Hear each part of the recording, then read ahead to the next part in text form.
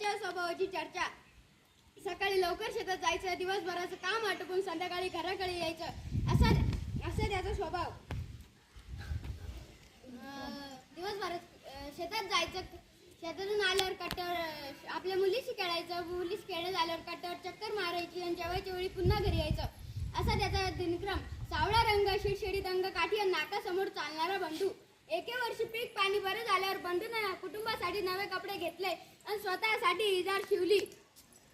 त्याने धोंडू मामाकडे इजार शिवायला टाकली. खरे पण धोंडू मामांचा अंदाज जरा चुकला. पुढे